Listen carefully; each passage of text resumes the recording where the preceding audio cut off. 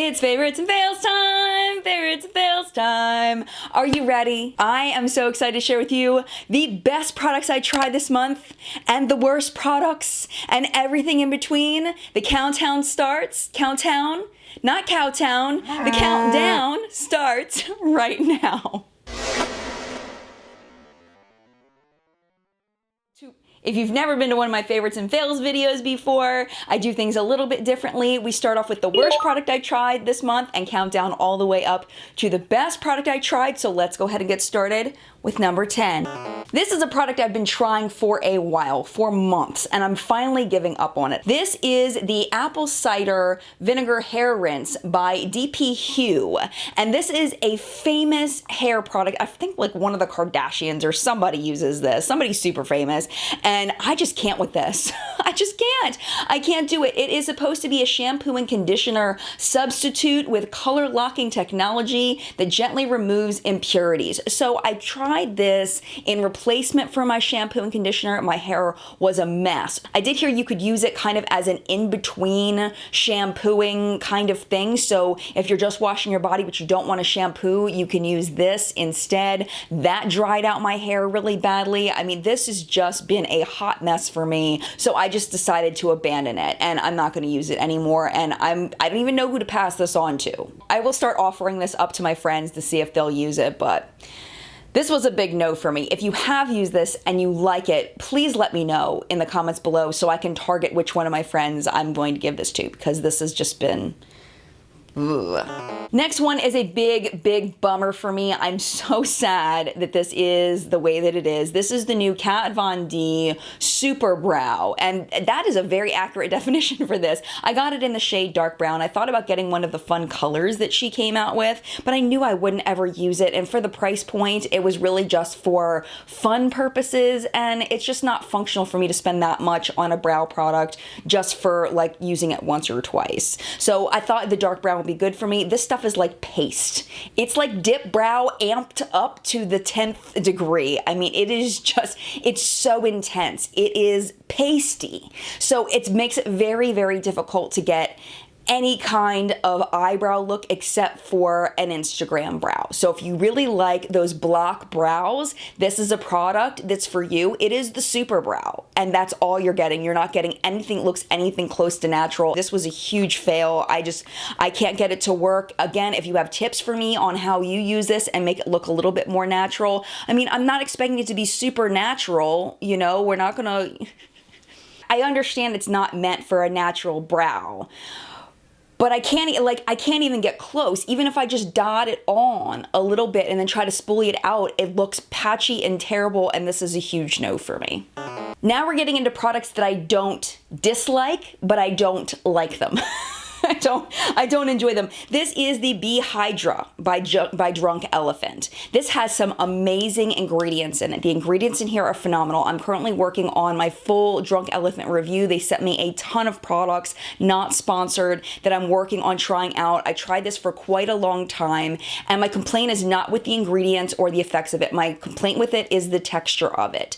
When you put it on, it never, at least for me, it never completely seeps into the skin, so it always leaves this like goopy feeling on my face.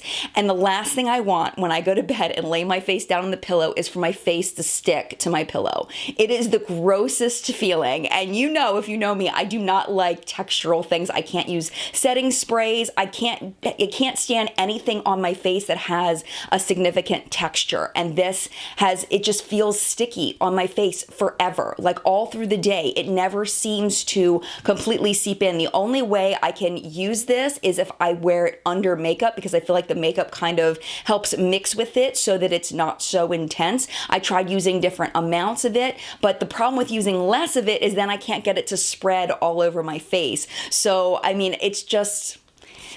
Unfortunately, this one is going to be a no for me just because of the texture of it, not because of the ingredients themselves. What I did switch over to is another product that I'm trying. I just started using this not that long ago, so I'm not ready to give a full review on this, but the texture of this one is so much better. It definitely seeps into the skin better. This is the Protini Polypeptide Cream. The way it dispenses is so cool. You push down on this top here, and the product comes out of this little hole, and that keeps the product contained in here without without exposing it to light or air. And I've been really enjoying the texture of this one, and also it also has some really great ingredients in it. So hopefully I can get that review up to you, the Drunk Elephant review up to you in the next couple of weeks. That's the goal. But so far, I'm liking this one better than this one. Next is one I was a little late to the game on, but I'm really happy that I tried it. It's very, very fun. This is the Too Faced. Man, can I speak today? The Too Faced Glitter Pop Peel Off Eyeliner. And they're not kidding. It does actually peel off. It's really fun to use. It's fun, and it's got a significant amount of glitter in it. So the glitter is really, really there. The only thing is, because it has that peel off ability, so at the end of the night, you can just kind of peel it off of your eyes.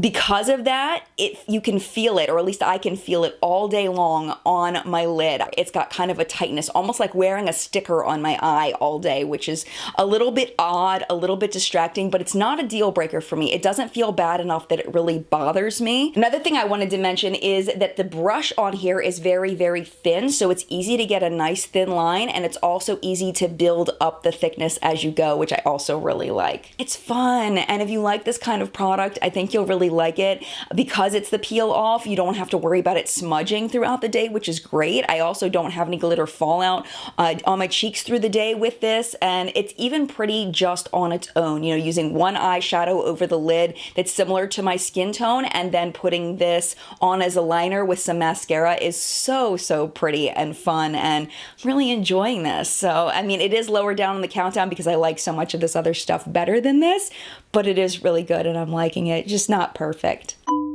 See, I feel like I didn't have enough bad products this month, because this is not a bad product. This is a really good product, but it seems like it's so low down just because I like some of this other stuff just more than that. So this is the KKW Mario palette. I was going to do a full review on this palette, but by the time I could have gotten to it, people seemed like they were kind of over it, and so I feel like I kind of wasted my money on this because I don't feel like I'm going to reach for this very often. It's very similar to a lot of things I already own. There isn't anything super unique about this palette at all, but the performance of it was very good. I was very surprised. When I touched the shadows, I was kind of like, I don't know about this. I don't know if this is going to work. I touched them, swatched them. I was kind of like, eh. But when I actually used it on my eyes, I very much enjoyed using it. The shadows were very blendable. Lasting power was very good. And if you like this color scheme, I would definitely recommend checking it out. Price point is insane, especially with shipping. The shipping of it is crazy. Along with this, I think it cost me over $50 for this palette, which is outrageous.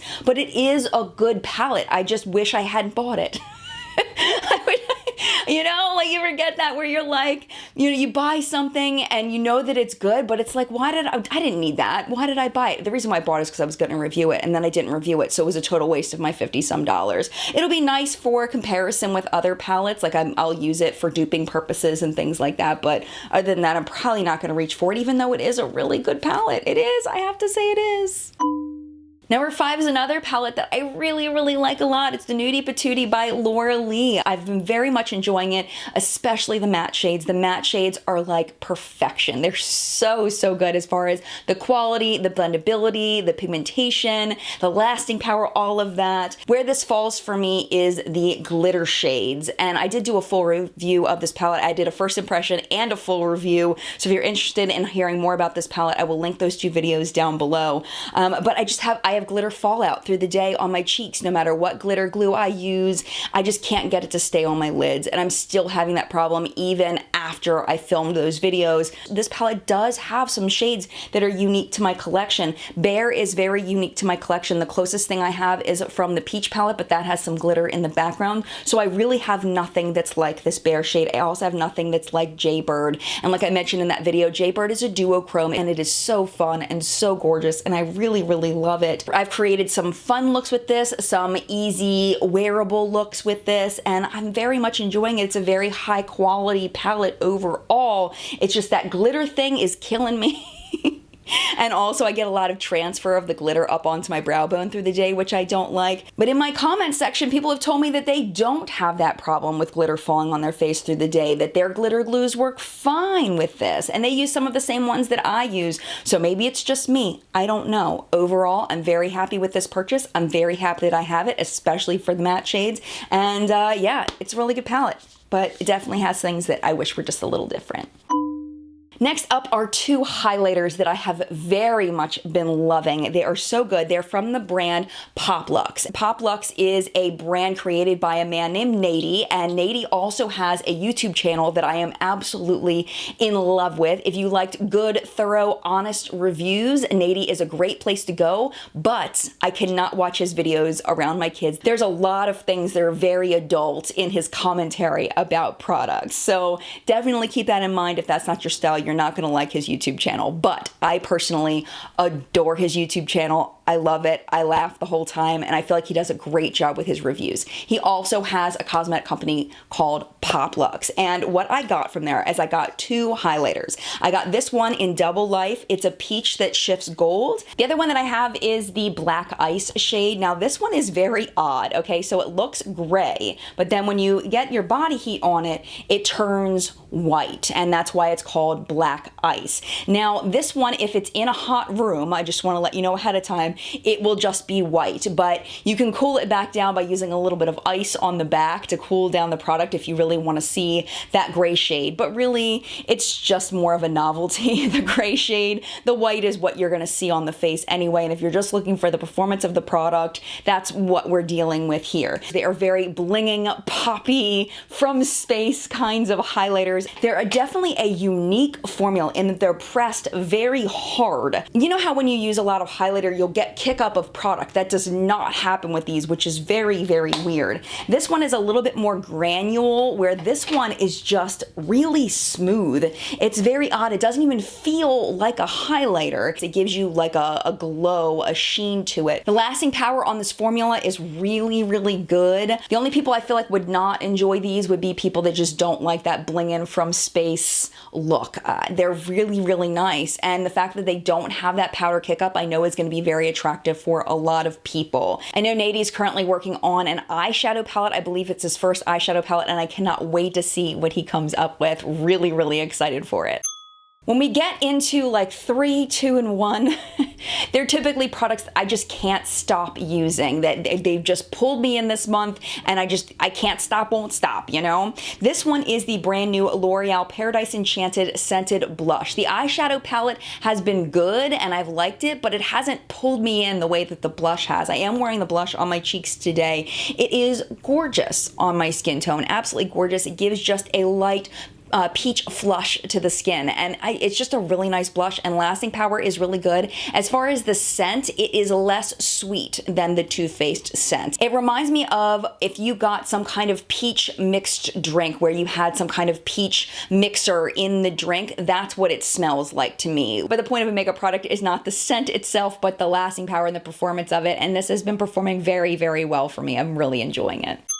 Number 2 is a product that was almost number 1, but then I thought of a number 1 that I liked just a little bit better than this. This is the ColourPop Concealer. This is the shade Light, and it is really, really nice for me as being just a little bit lighter than my skin tone. If you were in our weekly chat this past weekend, we talked about concealers and how some people like them a little lighter than their skin tone. Some people like them the same as their skin tone. I prefer mine just a little bit lighter because I'm mostly using it for adding dimension to the face, for lightening my under eye rather than concealing itself. So this shade is perfect for me for that. This reminds me so much of the Tarte Shape Tape, just less cakey. I've used this 2 different ways. I use it where I'll put some on and then I'll blend it out with a brush and then tap it in with my fingertip. I've also used this with a beauty blender. I personally prefer the first way, spread out with a brush and then pat it in with the fingertips. That has been the best way for me to get the coverage that I like. I feel like a beauty blender kind of, it makes it just a little bit weaker and it doesn't give me the look that I enjoy. But overall, this has been fantastic for me. I love the consistency of it. It doesn't crease in my my little fine lines that I have under my eyes. It doesn't crease, which makes me super, super happy, and I have no complaints about this. It has been wonderful, and I can't stop using it. It's been fantastic. And my number one product this month is my hair extensions that I've been wearing over the past, I guess, month and a half. I think I got these middle of April at IMATS. I'll show you the box for them. They're by She, and it's called the Flip and Go by Shiloh Hair Extension. It's 100% Remy human hair, and these cost me $400. And at the time, I was like, oh my gosh, $400, that's insane. But I'm telling you, this has added so much confidence. When I'm filming with my hair extensions in, when I go out on a date with my husband with my hair extensions in, I just feel so much more beautiful. I don't know what it is about having thicker, fuller hair. I think it's because I've always been so self-conscious of my thin hair. I used to have much thicker hair when I was a teenager, and then as I got older, when I had kids, I lost a lot of the fullness of my hair, and I miss that so much. So this has brought that back for me, and I'm getting a little choked up because it really just means so much to me to look in the mirror and see fuller hair. It just looks beautiful to me. There are a lot of brands that make halo hair extensions. This is the only one that I have ever personally bought. If you own halo hair extensions that are natural hair extensions, I would love for you to leave your suggestions in the collective brain down below so that we can learn from you. A reason why I'm saying you can definitely get these from a different brand is the retail price on these is $1,300, which I think is insane. And they do sell natural halo hair extensions for much cheaper on other websites. I think $1,300 is insane. Just to tell you a couple other things that I really like about them, I love how easy it is to put on. It takes me about 2 or 3 minutes to put them on, and it takes me seconds to pull it off. Overall, it's very comfortable. They don't feel super weighty. Like, it doesn't feel like during the day, I don't feel like it's giving me a headache or anything. You know, like headbands can give you a headache. It doesn't feel like that at all. The only thing is it does feel a little itchy sometimes in the back because of the lace back there. But overall, it's very comfortable to wear, and that's a lot for me to say considering my thing with textures. And just the amount of confidence that this has given me is definitely what makes it deserving of the number one spot this month. If you've tried any of these products, or if you've tried halo hair extensions, I would love to know your thoughts in the comments below in the collective brain of makeup awesomeness, where we help each other not to buy crap and to buy things that are totally worth it. So thank you so much for watching. If you enjoyed this video and you're not already subscribed, make sure you subscribe down below and join the collective brain. You can give this video a thumbs up, leave me a comment, because YouTube loves that. It really does make a difference when you leave a comment and or a thumbs up. It's totally up to you if you want to, but it definitely helps me out a lot. And whether this is your first time here or your 100th time or your 1,000th time, thank you for spending part of your day with me. I appreciate you so much. Mad love to you, and I will see you in a video very, very soon.